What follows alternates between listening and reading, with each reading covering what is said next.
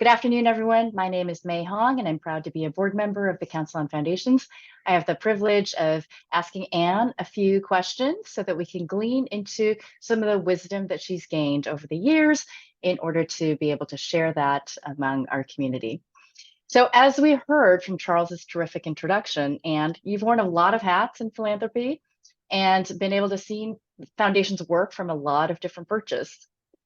When you weave all of that together, what do you see as the most important role that philanthropy can play? Well, thank you, Mae, for that. And I want to just, first of all, begin by thanking Charles for that incredible introduction and thanking the Council on Foundations for this incredible honor. I am overwhelmed by it. I actually looked through the list of previous recipients, and I can't believe that I am in the same ballpark as them. A few of them I worked for, Franklin Thomas and Barry Gaberman, and I worked with so many others. And so I just want to say thank you to the Council on Foundations, the selection committee, and for Charles's wonderful introduction. So Mae, that's such a great question. When I think about philanthropy, I have this visual image in my head. I think about the work that we do to try and improve the well-being of those who are least well off in our society, whether for economic or racial or geographic or social and structural issues. I think about it, the visual image I have in my head is of a double helix, the DNA double helix that's sort of anchored on two sides with these two sort of backbones, and then this interlacing between them. And on one side of the double helix, I think about the importance of high quality programs and services that we have learned over the course of 50, 60, 70 years of social interventions are best practices that improve the well-being of kids, families, communities, and so on. And foundations do and should invest in those kinds of high quality programs. But the other side of the double helix is just as important. And that's the side that is about the capacity of people, organizations, communities to actually implement those high quality programs. And when I say capacity, what do I mean by that? I mean individual capacity, the capacity of leaders to be able to do their work well. I mean the organizational capacity, the capacity of our partners and grantees on the ground to do their work well. And that means that we have to be able to pay them enough, pay their staff enough money. The boards need to have good board development. They need to have internal operating procedures that allow them to evaluate and assess their work, and so on. And then I also mean community capacity. And this is a lot of the work that we at the Ford Family Foundation have been doing since over the course of our entire history here. It's really about building community capacity, helping people in communities come together in common cause to think about and dream about the future of their communities and work together to come up with plans and implement those plans. And and by community, I mean both place-based community, like in the Ford Family Foundation, we work in rural Oregon and Northern California and work very deeply in local communities. So I mean that in a place-based way, but I also mean it in terms of communities of interest. So people who have particular issues where they can come together around rights and social justice issues. And what I think the way I'm, after 40 years of working in this field, I feel like the philanthropic community is very good at the former, investing in programs and services. And we have underattended a little bit in the investment in capacity at the individual, organizational, and community level. And I think that is a role that I would like to encourage us as philanthropy to continue to do and to do more of. Because when we do that, we not only ensure that the work is high quality and it achieves scale and impact, but also we make those places much more investable by others. So by the big public sector dollars. And so to me, that's a real role for philanthropy that we need to lift up and hold on to and champion. That's terrific. Thank you, Anne. That's such a beautiful visual image of what philanthropy can do. So We heard a lot about the work of the Ford Family Foundation in rural Oregon from Charles's introduction. And anyone who knows the work quickly realizes that you do so much more than make grants. What have you learned about the ways foundations can bring more to the table than just money? Thanks for that question. That's such a great question. Yeah, I think that philanthropy, we as foundations have so many resources at our disposal, beyond our grant making capacity. And I'm not sort of poo-pooing our grant making capacity. It's absolutely critical that we can make grants to support good work. But what our money really also allows us to do is to create relationships with the people on the ground who are actually doing the work. And it's really about, we have such a privilege that we get access to brilliant, committed, hardworking people who are working every single day to try and make change. And we have to figure out how to genuinely listen to those people, hear them, build relationships with them. Because when we do that, then it is our job to figure out how we can tailor the awesome resources that we as philanthropy have at our disposal to help them and meet them where they are on the issues that they are really struggling with right now. And that means that, yes, our grant making is important, but we also have the ability to convene people. We have the ability to train. We have the ability to help them advocate or advocate ourselves for their issues. We have the ability to use our convening power, our flexible dollars to kind of grease the wheels so that the whole can become more than the sum of its parts. And I feel like one of the things that we have done at the Ford Family Foundation is we often talk about how it is our job to meet communities where they are. It is not their job to try and fit themselves into our box. Yes, we have guidelines. Yes, we have sideboards. But it is our job to go and make sure that we listen to the community and that we actually tailor our resources to their needs rather than expecting them to fit into our box. Mm-hmm. Great. Well, I can tell by all the floating emojis that everything you're saying is really striking a chord with everyone on this call today. Can you give us a little bit of an example of what does this look like in practice? What are some things that you instituted to really bring this to life? Well, thanks for asking that question. There's a lot that I could talk about, but I think what I would mention is that we created a new position in our foundation in, I think it was 2016, that we call field coordinators. So we have our headquarters in Roseburg, Oregon, and we work throughout rural Oregon and Northern California. And the distances are vast. And we do have good relationships across that region. But what we finally realized is that we needed to be hiring people from the communities that we serve. And so we have now currently 7 staff who are located throughout in various parts of our region, who are hired from their community, who have their longstanding relationships, deep on the ground knowledge of what's going on in their communities and their regions.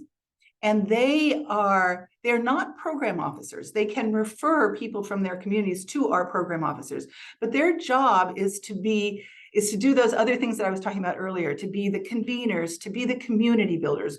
We use the term community building a lot in our organization. We have a department called community building that is the home for these field coordinators.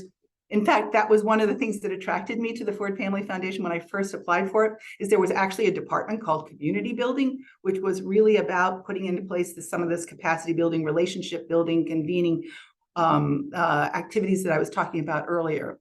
And so we decided to invest in hiring people from the communities where they live, work, play, pray, and so on. And that has given us so many deep relationships, so much ground truthing to our work. Hey, thank you. I want to turn it to a little bit more of a personal reflective moment. What are you most proud of in your 40-year career? Oh, goodness. I think what I would say is that I have just been incredibly fortunate because I have been able to work on my entire career has been focused on trying to improve the well-being of those who are least advantaged in our world for whatever reason. And I have been able to do that from so many different perspectives. I have worked internationally in Latin America and Africa. I worked nationally with a focus on urban distressed communities. And now I've concluded my career working in rural Oregon and Northern California in a very place-based way on rural issues. And along the way, I've had sort of different geographic focuses, but I've also, I had a stint at the Aspen Institute that Charles mentioned, where I was able to do some research, trying to distill what we've been learning about how to improve outcomes for kids and families in the most distressed communities in our country, and do some research, some methodology, did some deep work on structural racism that I think helped the field to begin to think about that way back in the sort of around 2000, did some work around how to evaluate community building and so on. And so, but then I've also been able to work in this beautiful place-based foundation in Oregon and really put all of that I had learned into practice in communities in real time, in a real place, with all of the real capacity constraints and all of the real political issues that people deal with on the ground. And so I just feel like I've been able to approach the same question and the same challenge from so many different directions, and have tried to pull that together, and was able to do it in the last 10 years of my work in Oregon. And one of the things I've just been able to translate so much of what I've learned from West Africa, or from learning about structural racism, to rural Oregon. You know, the work that we did on structural racism allowed me to think about the structural causes of inequity for rural communities. We have a kind of a structural urbanism in this country as well. And so people are disadvantaged for geographic reasons as well. And I've been able to sort of translate all of that, and it's been a true privilege. Thank you. Thank you. I love that. It sounds like it was really a capstone opportunity these last 10 years that you've had in Oregon. So as you can imagine, this question has a flip side. Do you have any disappointments or regrets or anything you would do differently? Oh, sure. I have my share of all kinds of things I did wrong all along the way. Let me think if I can tell a couple of stories that would illustrate a couple of the things that are kind of on my mind as I reflect. I think one of them that I would tell is that when I was at the other Ford Foundation, the New York-based Ford Foundation, one of the things that we decided to develop was an initiative that was focused on community revitalization.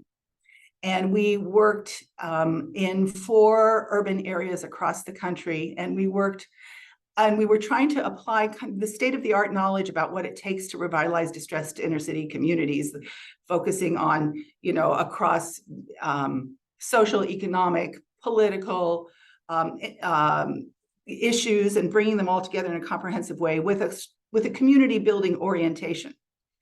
And what I think we learned from that is that it's very difficult for a national foundation to actually work locally in community.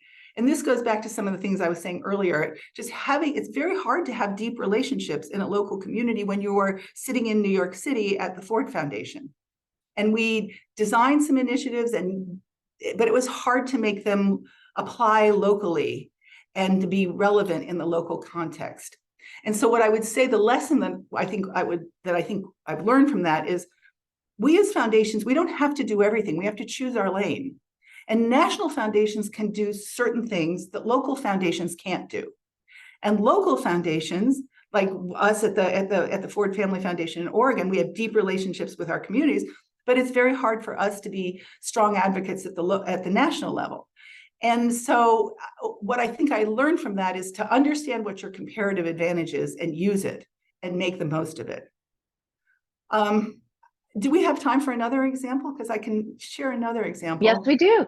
Please. Okay. I'll share an example that actually has a very happy ending from our work in Oregon.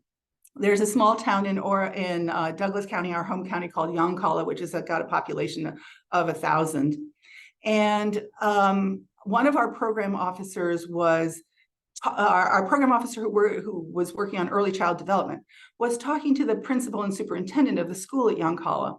And he was saying that the children in Yoncalla aren't coming to school, aren't coming to kindergarten ready to learn. And it was really affecting their ability as a school all the way through their entire K-12 experience. In fact, a lot of the parents weren't even sending their kids to kindergarten. And so we thought, well, we know a lot about early child development. We can figure out how to put into place the kinds of programs that are best practices from across the field. And so we started, and we came in with this invitation from the superintendent with great ideas. And this was way back in 2012, 2013. And what I would say is the first couple of years got no traction at all. We had some activities that we thought would bring parents into the school, and they didn't come. They didn't show up.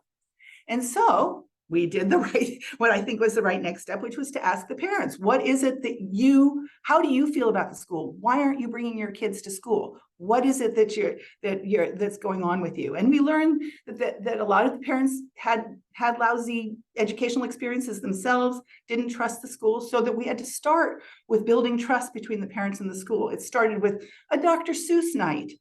And then that was in 2014. By 2015, we had a parent room where they could drop in.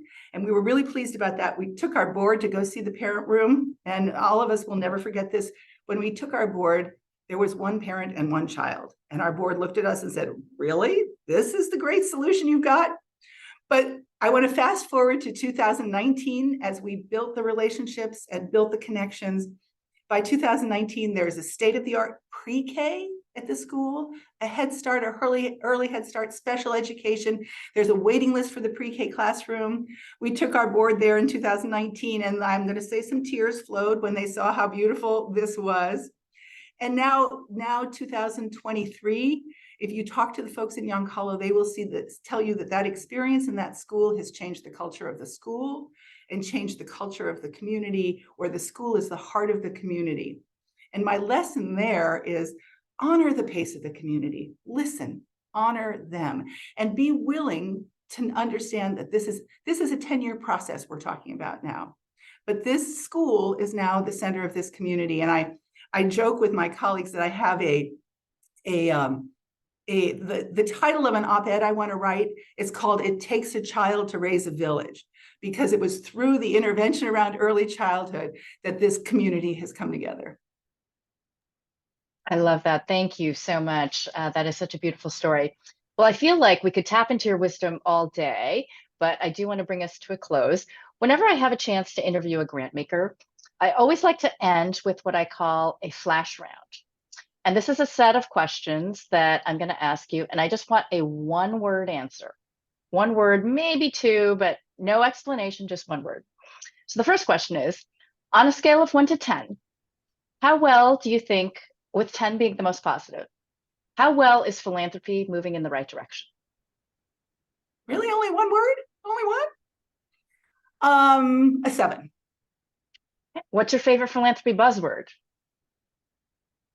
Well, I'm going to pick up on what Kathleen Enright was talking about at the beginning. I think trust-based philanthropy is absolutely the key to everything.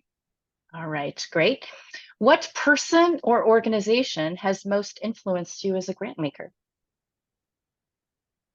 I would say that person is Harold Richman, who used to be the head of the Chapin Hall Center for Children at the University of Chicago.